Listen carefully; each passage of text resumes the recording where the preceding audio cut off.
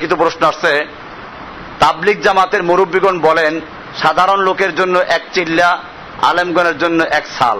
কোরআন হাদিসে আলোকে এই বিষয়ে আলোকপাত করিবেন। কোরআন হাদিসের চিল্লা আছে কিনা বিস্তারিত জানাবো কিতাব। আসলে আলেমদের এখন যে মর্যাদা, আলেমদের মর্যাদা কোরআন অনেক কিছু বলেছে। এখন তাবলিগওয়ালাদেরকে জিজ্ঞেস করে তারা বলবে কি আলেমদের কাজ অনেক বেশি, সেই জন্য বলি এক কাজ শিখতে হবে বেশি, দায়িত্ব বেশি, সেই জন্য এক বছর লাগাইতে হবে। তা আপনি কি উত্তর দেবেন? এর তো বলবে আলেমদেরকে ছোট করার জন্য, বড় করার জন্য। এটা যদি ব্যাখ্যা দেয় তো আমাদের করা কিছু নাই। রইল চিল্লা, চিল্লা আমরা মাদ্রাসায় যে কি আছে স্কুল কলেজে 10 বছর পড়ি না, তো তারা বলবে 10 বছরের জন্য একটা কোর্স আছে, এটা একটা কোর্স আছে, অসুবিধা কি? এইগুলো মৌলিক কথা না। মৌলিক কথা হচ্ছে আমাদের আকীদা। যদি দেখা যায় এখানে পরিষ্কার, আমি এখন যেহেতু বিষয়টা আসছে, তাবলিগওয়ালাদের কিছু সমস্যা আছে। সেটা হচ্ছে এই, প্রথমত লা ইলাহা ইল্লাল্লাহ যে দাওয়াত দেয়, লা ইলাহার তর্জমা করে কি কিছুর থেকে কিছু হয় না, সবকিছু আল্লাহর থেকে হয়। দোকানে খাওয়ায় না, ব্যবসায় খাওয়ায় না, চাকরিতে খাওয়ায় না, আল্লাহ খাওয়ায়, এইটা বলে দেয় তারা। এটা লা ইলাহার তর্জমা না। আমি ওই ভাইদেরকে বলবো এটা সংশোধন হয়ে যাওয়ার। লা ইলাহার যদি এই তর্জমা হতো তাহলে মক্কার কুফফারদের সঙ্গে কোনো দ্বিমত ছিল না, কারণ এইটা মক্কার কুফফাররা বিশ্বাস করতো। কোরআন এগুলো স্পষ্ট আছে, আমি যেগুলো সব লিখেছি বইতে আছে, আর আমি আগেও আলোচনা করেছি। লা ইলাহার মানি যেটা, সেটা আল্লাহ রাসূল স্পষ্ট করে দিয়েছেন, লা ইলাহা কোনো মাবুদ নাই। এই কথা বলার কারণে মক্কার মূর্তি পূজারা খেপে গেছে। আজকে লা ইলাহা ইল্লাল্লাহ দাওয়াত তো দেয় তারাও, লক্ষ লক্ষ মানুষ হয়, আখিরি মোনাজাতে ওই মূর্তি পূজকরা গিয়ে হাজির হয়। তাহলে বোঝা গেল লা ইলাহা ইল্লাল্লাহ মুহাম্মদ সাল্লাল্লাহু আলাইহি ওয়াসাল্লাম যেটা দিয়েছিলেন সেই দাওয়াত আর বর্তমানে প্রচলিত তাবলিগ জামাতের দাওয়াত এক না। মুহাম্মদ সাল্লাল্লাহু আলাইহি ওয়াসাল্লামের লা ইলাহার দাওয়াতে মূর্তি পূজকরা খেপে গেছে, আল্লাহ রাসূলকে হত্যা করার জন্য ঘেরাও করেছে। আর এখানে যারা মূর্তি তৈরি করে, মূর্তি হেফাজত করে, তারা গিয়ে ওখানে আখিরি মোনাজাতে অংশগ্রহণ করে। পরিষ্কার। 2 নম্বর বিষয়, তাবলিগওয়ালারা জেহাদের নাম শুনলে, এটা পরিষ্কার, যারা তাবলিগে গেছেন, আপনি আল্লাহকে ভয় করে, আপনি আল্লাহকে সাক্ষী রেখে নিজের নফসকে জিজ্ঞেস করবেন, আমার কথা যদি মিথ্যা হয় আমি তওবা করব, কিন্তু আপনি নিজের বিবেককে জিজ্ঞেস করবেন। আমার সাথে বহস করে লাভ নাই।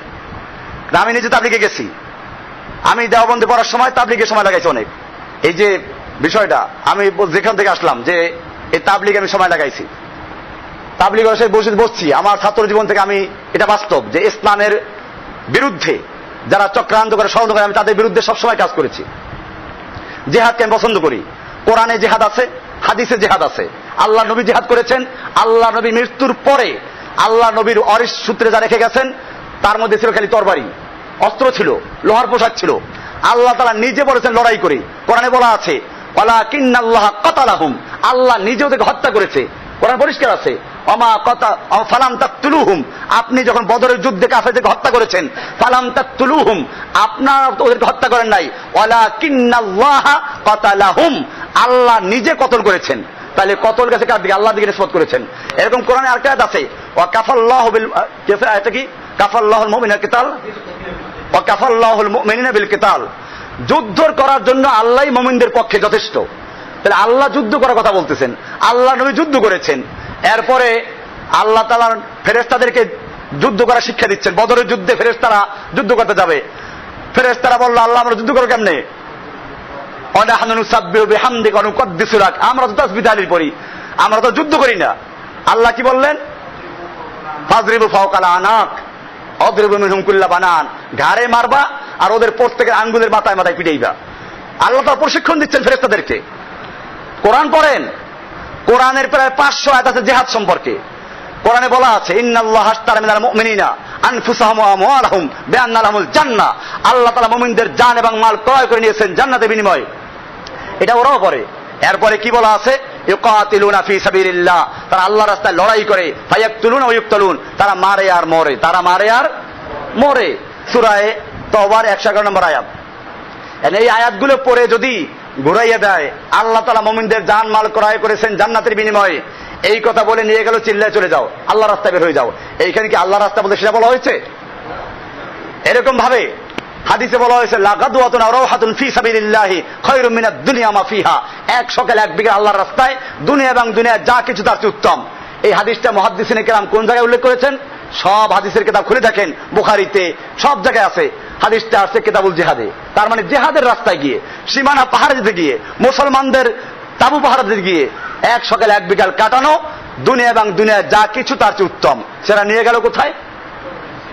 সেটা নিয়ে গেল দুপুরে ভালো করে খাওয়া দাওয়া করে কাজগুলো করে, আসর পরে একটু উঠলো, এরপরে ঘোরাফেরা করতে গেল আরামে, ঠান্ডা বাতাসে হাঁটলো আর কিছু দাওয়াত দিল, চলে গেছে দুনিয়া এবং দুনিয়া যা তার চেয়ে উত্তম হইয়া। এরপরে আসেন আরো হাদিস, মুসনাদে আহমদ একটা হাদিস আছে, যদি কেউ কারো দরজা দাওয়াত দিতে গিয়ে একটু দাঁড়াই অপেক্ষা করে, এটা কিসের মতো? বলা আছে যে সবে কদরে হাজরে আসওয়াদের সামনে দাঁড়িয়ে ইবাদত করা যে সওয়াব তার চেয়ে বেশি। হাদিসে আছে ঠিকই, কিন্তু এটা কি সম্পর্কে? এটা কি কারো দোকানের সামনে আর কারো বাড়ির সামনে দাঁড়িয়ে যাওয়ার কথা? এটা হচ্ছে যখন মুসলিমদের যুদ্ধ চলে, যুদ্ধ চলাকালীন সময়ে মুসলিম সেনাবাহিনী যেখানে অবস্থান করছে সেখানে পাহারাদারি করা, মুসলিমদের বর্ডার পাহারাদারি করা, যেখানে যে কোনো মুহূর্তে জীবন যাওয়ার আশঙ্কা আছে, সেইখানে কিছুক্ষণ দাঁড়িয়ে পাহারাদারি করা। আল্লাহর রাসূল সাল্লাল্লাহু আলাইহি ওয়াসাল্লাম বলেছেন, সবে কদরে হাজরে আসওয়াদের সামনে দাঁড়িয়ে সারা রাত্র ইবাদত করলে যে সওয়াব তার চেয়ে এক মুহূর্ত ওখানে দাঁড়িয়ে থাকলে সওয়াব অনেক বেশি। তাহলে কোন হাদিসগুলোকে কোথায় নিয়ে যাচ্ছে? এজন্য ভাইজান আমি এটা পরিষ্কার বলি, এই ধরনের হাদিস পরিবর্তন করার দ্বারা ইহুদি খ্রিস্টানরা ইসলামের যত বড় ক্ষতি করেছে, বুশ বোমা মেরেছে, এর দ্বারা কিছু মুসলমান মারা গেছে, ইসলামের কোনো পরিভাষা পরিবর্তন করার সুযোগ হয় নাই। কিন্তু আজকে যারা এই জিনিসগুলো পরিবর্তন করছে তারা ইসলামের চরম ক্ষতি করেছে। আমার কথা না, আপনারা তকি উসমানী সাহেবকে চিনেন, যে ওলামায়ে দেওবন্দের একজন বড় আলেম। তকি উসমানী সাহেব তো আর আমার মতো না, উনি অনেক বড়, পাকিস্তানে মুফতি শফি সাহেবের যিনি সুযোগ্য সন্তান, যিনি পাকিস্তানের না খালি সারা দুনিয়ার এখন ওলামায়ে দেওবন্দের সেরেতাজ। তার কিতাব পড়েন ফিকহি মাকালা, তৃতীয় খণ্ড, তাবলিগ সম্পর্কে উনি কি লিখেছেন, একটা প্রবন্ধ লিখেছেন এর উপরে। এই জন্য মনে রাখতে হবে, আপনারা বাংলাদেশে মার্কাজুদ্দাওয়া চেনেন, মার্কাজুদ্দাওয়া মুফতি আব্দুল মালিক সাহেব আছেন, উনি একটা বই লিখেছেন কিতাবুল জিহাদ। কিতাবুল জিহাদ এই কিতাবটার ভূমিকা উনি লিখেছেন, সেখানেও লিখেছেন তাবলিগ সম্পর্কে কি লিখেছেন উনি, ভালো করে পড়বেন ওটা, তাহলে বুঝা গেল এটা আমার কথা না। তাবলিগ ওয়ালাদের ভালো যতটুকু আমরা ভালো বলি, তারা প্রাথমিক পর্যায়ে লোকদেরকে দাওয়াত দিয়ে ধরে নিয়ে আসে, নামাজ শিখায়, আলহামদুলিল্লাহ ভালো কথা। কিন্তু যদি প্রাইমারি ছাত্রদেরকে আপনি বলেন এই প্রাইমারি চূড়ান্ত, আর কলেজ নাই ইউনিভার্সিটি নাই, তাহলে আপনি যা উপকার করেছেন তার চেয়ে ক্ষতি করেছেন বেশি। আর যদি বলেন যে না প্রাইমারি তোমাদেরকে পড়াচ্ছি, এরপরে কলেজ আছে, হাই স্কুল আছে, কলেজ আছে, ইউনিভার্সিটি আছে, তোমাদের আরো কাজ করতে হবে, তাহলে আলহামদুলিল্লাহ। আমরা মনে করি তাবলিগ এই কাজটা করতো, যে প্রাইমারি ভাবে শিখিয়ে বলতো যে না জিহাদ আছে, লড়াই আছে, মারামারি করতে হবে, এগুলো আরো কাজ আছে, আলহামদুলিল্লাহ কোনো অসুবিধা ছিল না। জি আচ্ছা, যাই হোক, যদি এটা বলতো আমাদের কোনো আপত্তি ছিল না। সেই জন্য আমি বলবো যে ভাইয়েরা এই জাতীয় প্রশ্ন করেন, আমরা কারো বিরুদ্ধে না, আল্লাহর জন্য বিরুদ্ধে করি, আল্লাহর জন্য বিরুদ্ধে করি। আমরা মনে করি দুধের মধ্যে পিঁপড়া পড়ে, কি পড়ে? পিঁপড়া পড়ে। তো দুধের মধ্যে পিঁপড়া পড়লে আমরা কি করব? পিঁপড়া ফেলে খাবো, পিঁপড়া সহ খাবো না। কিন্তু যদি দুধের মধ্যে পেশাব পড়ে তাহলে কি হবে? দুধের মধ্যে পেশাব পড়লে কি হবে? দুধের মধ্যে পিঁপড়ে পড়লে পিঁপড়ে ফেলে খাওয়া যাবে, পেশাব পড়লে কাজে পেশাব পড়লে সর্বনাশ। এখন যদি ইসলামের মূলে আঘাত করেন, আমি গত সপ্তাহে বলেছিলাম যে ইসলাম অনেকে ওরা প্রশ্ন করে আমাদের ইমানি মেহনত করতে হবে। এই বেটা ইমানের মেহনত করতে হবে, ইমানি মেহনত না থাকলে নামাজ পড়ো কেমনে? বেঈমানের জন্য নামাজ আছে নাকি? ইমানের মেহনত করা হবে জিহাদ করতে গেলে। তো হজ করতে গেলে ইমান লাগবে না? নামাজ পড়তে গেলে ইমান লাগবে না? রোজা রাখতে ইমান লাগবে না?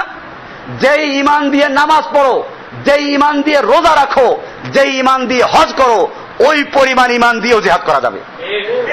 সাহাবায়ে কেরাম ইসলাম গ্রহণ করে কয়জনে ইমানের মেহনত অবশ্য করছেন?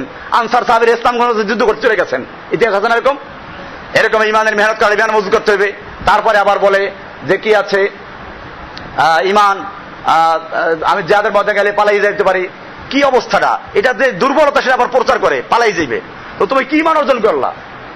এইভাবে জেহাদের হাদিসগুলোকে পরিবর্তন করা, এরপরে জেহাদের বিরুদ্ধে এরকম প্রচার করা, এরকম ভাবে মানুষের ইমানকে দুর্বল করে দেওয়া। এরপরে কি হবে? জেহাদ করবো কার বিরুদ্ধে? লোক মনে খুঁজেই পায় না। জেহাদ করতে করতে যদি সব ইসলামে চলে আসে তাহলে আর কি লাগবে না, জেহাদ করা লাগবে না। কি সুন্দর কথা, এই কথাটা আপনি বুঝতে পারলেন, কিন্তু এই কথাটার ধাক্কা কোথায় গিয়ে লাগে তা চিন্তা করেছেন? আপনি বুঝতে পারলেন জেহাদ করে যদি সব দাওয়াতের মাধ্যমে চলে আসে তাহলে আর জেহাদ লাগবে না। তাহলে এই কথাটা তো আল্লাহ নবী মুহাম্মদ সাল্লাল্লাহু আলাইহি ওয়াসাল্লাম বুঝেন নাই। আল্লাহ নবী যুদ্ধ করেছেন, তাহলে আল্লাহ নবী নাউজুবিল্লাহ আপনার চেয়ে কম বুঝেছেন, ভুল করেছেন। তার নবীকে গিয়ে তওবা করেন কবরে গিয়া, কারণ নবী ভুল করে গেছেন। এইরকম ভাবে আরো কত কথা আছে। ইমানি মেহনত লাগবে না, বেঈমানের কি আছে, এরকম নফসের জেহাদ, বড় জেহাদ, নফসের জেহাদ করতে হবে।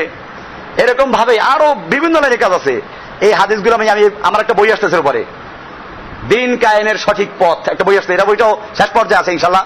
এই দুইটা বই যখন আসবে ইনশাল্লাহ আপনারা যে কোনো প্রশ্ন এর মধ্যে পেয়ে যাবেন ইনশাল্লাহ। আশা করি ইসলাম সম্পর্কে জরুরি যে প্রশ্নগুলো প্রচলিত আছে সবগুলোর উত্তর দিয়েছি। কারণ এই বইগুলো সাধারণ লোকদের জন্য লেখা হচ্ছে না, লেখা হচ্ছে আপনাদের জন্য, যারা একটু চিন্তা ভাবনা করেন। ইনশাল্লাহ তখন কিতাবুল জিহাদ আসবে, কিতাবুল বায়াত আসবে, এগুলো লেখা হয়ে গেছে অলরেডি। তো আপনারা দোয়া করেন যদি আল্লাহ তাআলা আমাদেরকে এই কাজগুলো করার তৌফিক দান করেন। আশা করি বিষয়গুলো ক্লিয়ার হয়ে গেছে। আমি কোনো জিনিসের মানুষকে ধোঁকা দিতে চাই না, এজন্য আমার পরিণতি কি হবে আমি জানি না। আমাকে যদি কেউ গালি দেয়, সে গালিটা কার জন্য? কিন্তু আমি সত্যকে গোপন, প্রশ্ন আসলে গোপন করা যায় নাই, প্রশ্ন না আসলে আমি হয়তো বলতাম না। কিন্তু যখন হক কেউ জানতে চায় তখন হক জানানো ইমানের দায়িত্ব। আমি এটা পরিষ্কার ভাবি যে তাবলীগওয়ালারা যেভাবে জেহাদের হাদিসগুলোকে বিকৃত করে, পরিবর্তন করে, জেহাদের নাম শুনলে তাবলীগ যারা করে তাদের মধ্যে ঘৃণা আসে, কপালে ভাঁজ পড়ে যায়, কেমন বিরক্ত হয়, এটা আমার চেয়ে আর কেউ ভালো বলতে পারবে না। আমি ইমামতি করি, জুমার বয়ান দেই, জুমার বয়ানে যখন আমি জেহাদের আলোচনা করি তাবলীগওয়ালাদের প্রত্যেকের মাথা নত হয়ে যায়, চেহারা কালো হয়ে যায়, মলিন হয়ে যায়। কেন? আমি কোরআন থেকে বলছি না, কোরআন থেকে তো বলছি। আল্লাহর নবী লড়াই করেছেন, কোরআনে লড়াই কথা আছে, প্রায় 500 আয়াত আছে জিহাদ করা সম্পর্কে। আপনি সে আয়াতগুলো মানবেন না, বিকৃত করবেন, আর বলবেন যে নবীওয়ালা কাজ করেন। নবীওয়ালা কাজ কি? নবী তো বলেছেন আর নবীউল মালহামা, আমি যুদ্ধের নবী, আমাকে তরবারি দিয়ে পাঠানো হয়েছে, আমার রিজিক হচ্ছে তরবারি ছায়া তলে। সব হাদিস এগুলো। আমার রিজিক কোথায়? এটা বুঝতে হবে যে জেহাদ ইসলামের একটা মূল ভিত্তি। আমি সেটা বলতেছিলাম যে বলে কি বলে যে ইসলামের 5টা বেনার মধ্যে তো জেহাদ নাই, আপনারা জেহাদ জেহাদ করেন। সুন্দর কথা, শয়তান এই দলিলগুলো খুব গুছাইয়ে দেয়। ইসলামের 5টা বেনার মধ্যে তো জেহাদ নাই। আমি বলি 5টা বেনা আপনি কি বুঝেছেন? বেনাও তো বুঝেন নাই। বেনা মানে কি? বেনা মানে কি? স্তম্ভ মানে কি? খুঁটি, পিলার। তাহলে ইসলামের 5টা পিলার, এই বিল্ডিং এর 5টা পিলার আছে, এই পিলার 5টা উঠে রাখেন, কোন কাজ আছে? পিলার মানে পিলার, বিল্ডিং না, ভালো করে বুঝতে হবে। ইসলামের 5টা পিলার, এই পিলারের জন্য ছাদ লাগবে, দেওয়াল লাগবে, দরজা লাগবে, জানালা লাগবে। তোমার সেগুলো কোথায়? তুমি হাদিস পড়ো নাই?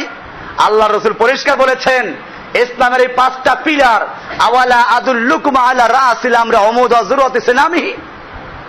আমি কি তোমাদেরকে ইসলামের সেই ছাদ সম্পর্কে বলবো? সর্বোচ্চ চূড়া ইসলামের ছাদ হচ্ছে আযরাতু সানামি আল জিহাদ ফিসাবিলিল্লাহ, সর্বোচ্চ ছাদ হচ্ছে জিহাদ। তাহলে জিহাদ নাই কে বললো? তুমি পিলারটাকে বুঝতে পারো না। পিলার মানে মনে করছো বিল্ডিং, ওই বোকা, এই পিলার মানে বিল্ডিং না।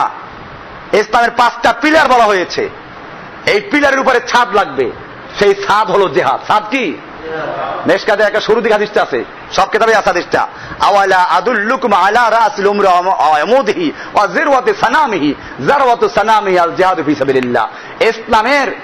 ইসলামের ছাদ, সর্বোচ্চ চূড়া হচ্ছে কি? হাদিস মানলে ভালো করে মানবেন, কোরআন হাদিস মানলে ভালো করে মানবেন। এখন যদি আমি এটা বললাম, যদি আমাকে দলিল চান আমি আরো কিতাব খুলে দেখাবো, তারপরও যদি বিশ্বাস না করেন, না মানেন, সেই দোষটা কি আমার না আপনার? আপনি আল্লাহ রাসূলের হাদিস যেটা পছন্দ হয় সেটা মানবেন, আর যেটা আপনার মনের মতো লাগে না, পছন্দ করবেন না, এটা হবে না। এই জন্য এই সমস্ত যে প্রশ্ন যে জেহাদ এটা 5 বেনার মধ্যে নাই, তো 5 বেনার মধ্যে জেহাদ নাই, আপনি তো 6 বেনা বানাইছেন, আবার 6 উসুল, এটা মানেন কেমনে? এই জন্য মনে রাখতে হবে, আমি কারো সমালোচনা, কোনো দল নাম ধরে সমালোচনা খুব কম করি, কারণ যতদূর না চেষ্টা করি করার জন্য, কারণ প্রয়োজনে করা লাগবে। আল্লাহ তাআলা তো করেছেন। আবু লাহাবের আলোচনা করেন আছে না? শয়তানের বিরুদ্ধে আয়াত আছে না? তাহলে ইসলামের বিরুদ্ধে যদি কেউ ক্ষতি করে সেটাকে স্পষ্ট বয়ান করে দেওয়া, এটা কোনো দোষের কিছু নয়। কাজেই সেটা মনে রাখতে হবে, এটা প্রশ্ন আসলে হক বয়ান করে দেওয়া জরুরি। আমার পক্ষে যতটুকু জানা ছিল আমি সেটা করলাম। এরপরে আপনি তালাশ করেন, কোরআন হাদিস পড়েন, কোরআনের সূরা আনফাল পড়েন, সূরা তওবা পড়েন, সূরা মুহাম্মদ পড়েন, সূরা সফ পড়েন, বুখারীর কিতাবুল জিহাদ পড়েন, কিতাবুল মাগাজি পড়েন। ইনশাআল্লাহ আপনার ঈমান ক্লিয়ার হয়ে যাবে। আল্লাহ সুবহানাহু ওয়া তাআলা আমাদের সকলকে বিষয়গুলোকে বোঝার এবং আমল করার তৌফিক দান করুন। ওয়া সাল্লাল্লাহু তাআলা আলা নবিয়িনা মুহাম্মদ ওয়া আলিহি ওয়া সাহবিহি আজমাইন। সুবহানাল্লাহি ওয়া বিহামদিহি, সুবহানাকাল্লাহুম্মা ওয়া বিহামদিকা আশহাদু আল্লা ইলাহা ইল্লা আনতা আস্তাগফিরুকা ওয়া আতুবু ইলাইক।